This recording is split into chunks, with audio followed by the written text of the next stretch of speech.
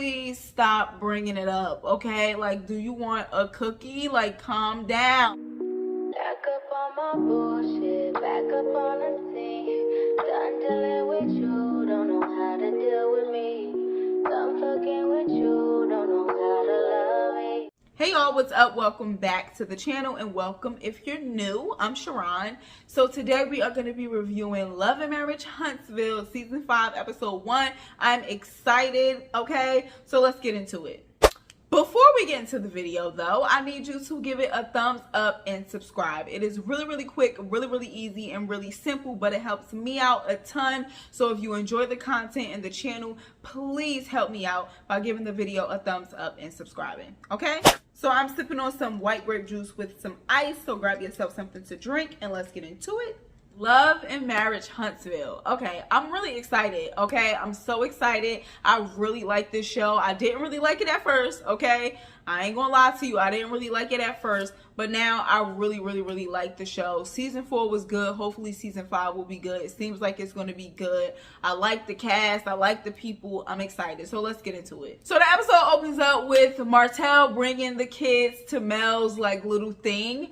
And that was so awkward. I hate awkward silence and pauses. Like, it is just like, oh my gosh. I really like for everything to just flow. Like, you know what I'm saying? For the vibe to be vibing and for everything to flow. And when it's awkward like that, I cannot take it. Like, to me, I feel like when we have awkward moments like that, I probably shouldn't even be interacting with you. Because why is it awkward between us? Like, you know what I'm saying? Obviously, that means that we don't need to be like interacting, or we got something that we really need to discuss. There's some sort of elephant in the room or something. Like, there needs to be at least a reason for the awkwardness, and not to just be awkward. Like, I hate awkward moments, but that was so awkward, but it was also like kind of funny, like watching. So then it is time for this little couples retreat thing that Tisha wanted to put together for all of the couples, and Kimmy and Maurice arrive first. Okay, and they are joking about like him being fixed and then Kimmy needing to get fixed and all of that stuff. Then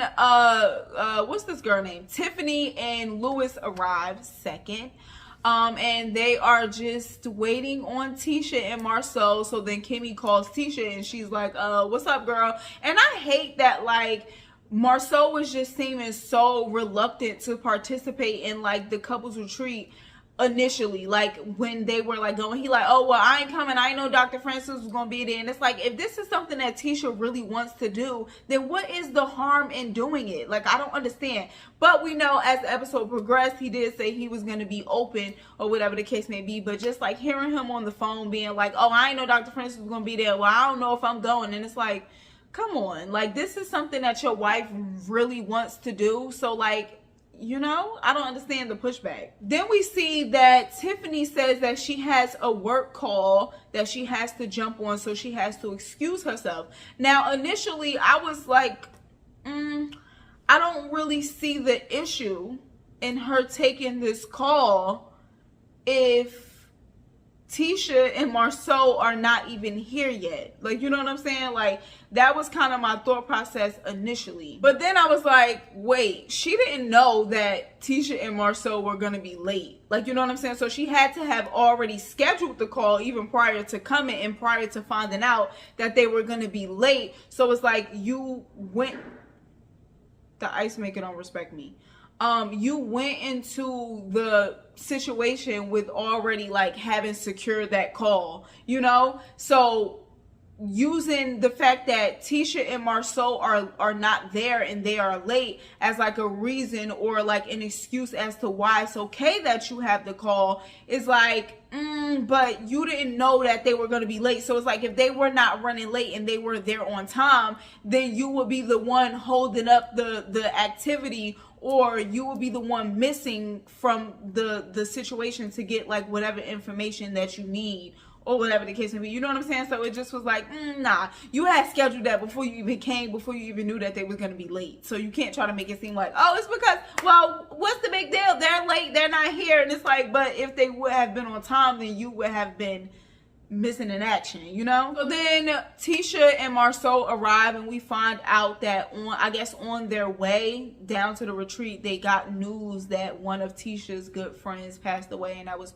very, very, very, very sad. On the other side of town, we have Martell and his mom going to pick up the kids from school.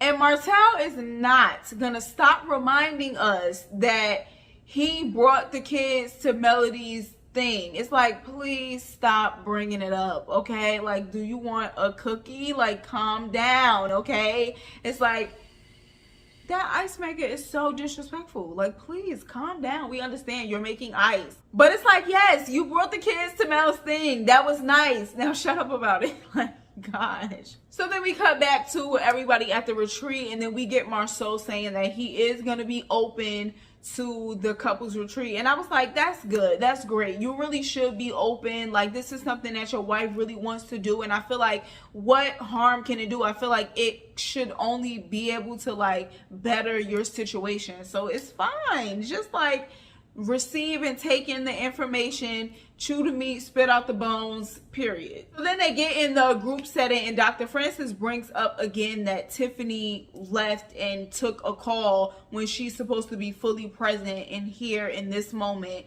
but she decided to agree to a work call, and basically that was her like prioritizing work over her marriage. And then, you know, her and Louis kind of give pushback, but here's the thing. I feel like if Louis doesn't care that she took the work call, then it really shouldn't be an issue. It shouldn't be a conversation if he does not care. Now, if he does care, then that's a different story, but he's putting on an act like he really just doesn't care that she took the call, or he really does feel like he doesn't care that she took the call, so it shouldn't even be a conversation. Whether he acting or not, he's saying that he's okay with her taking the work call, so that's fine. I'm trying to see, like, if me and my husband were going on something like this, and one of us had to take a work call, and it was discussed prior to going in, and we are okay with it, then I really don't see like the issue, because I feel like it's one thing for the person to be like, well, no, like, you're supposed to be off. Like, you know what I'm saying? But if they are like, yeah, no problem, like, it's fine, like, take the call. Like, I can recall, like, people were getting on Todd in the episode of The Real Housewives of Atlanta when, like, they were struggling to find a baby heartbeat at Candy's gynecologist appointment. And Todd's phone rang and he took the call, and on the reunion she was like, I know people was like getting mad at that, but I'm like, I don't care, like, you know, I don't want to miss a check, like, so if you need to take a call, like, by all means take the call. Everything was fine with the baby, like, take the call, because, you know, I'm about the money as well. So, like, you know what I'm saying? So I feel like if you have that established, then what's the issue? So they have to do like this rope exercise where they have to be tied together, like in their inner leg, tied together in the outer leg knot.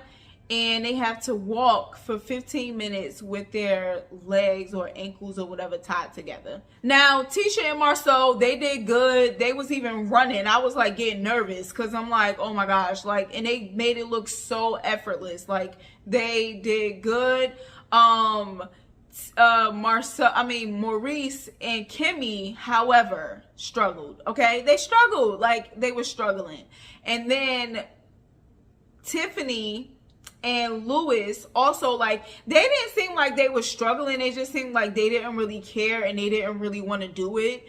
And I'm just like, what's the big deal? It's 15 minutes being tied to your significant other and having to like walk.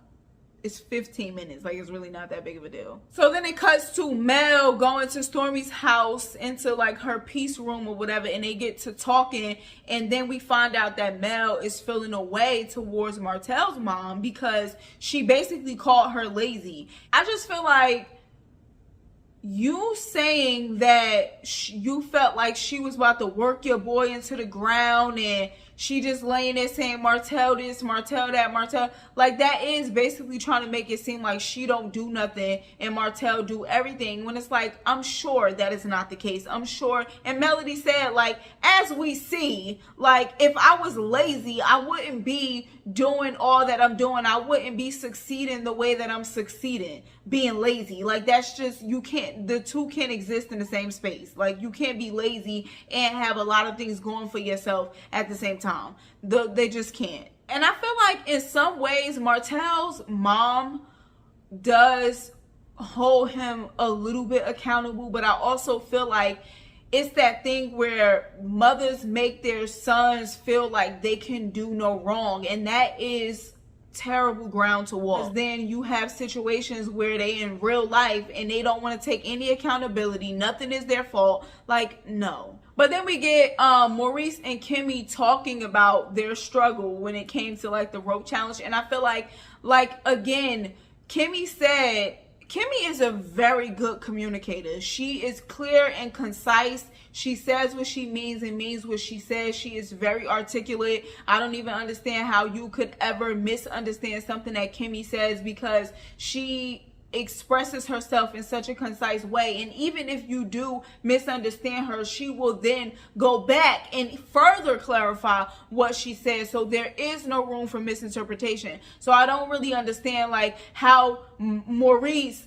got her saying that he was holding her too tight, would just let her go. He literally was like, all right, go ahead. And it's like, what? Like, no, she is just saying that you're holding her so tight and it's making her feel like she can't move, she can't walk, she can't do nothing. So just loosen up a little bit and that's it. Like, and then I felt like he was trying to tell her like, oh, when I was leading, everything was all good and we was doing it perfectly, but then when you tried to take the lead, everything went to hell. And it's like, that's not what happened, okay?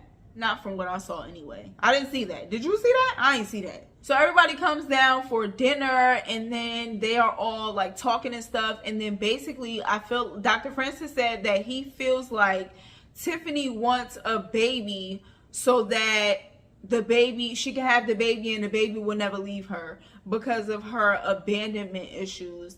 And she starts to like tear up and cry and stuff, and that makes sense. I could see how somebody who feels like people always leave them and they never had somebody, why they would want to have a child, because that child is literally dependent on you. So like they need you, like they can't leave you because they need you. In this dinner setting, is it me, or did Louis seem a little bit defensive? Like I felt like he was seeming defensive almost. Like I can recall him saying in other episodes that he is not getting enough sex and that he wants more sex and that she works so much and blah, blah, blah. So now they are talking about it, and I feel like Marceau had asked him, like, do you think with the baby that you would get, like, would you be getting more or less of what you want?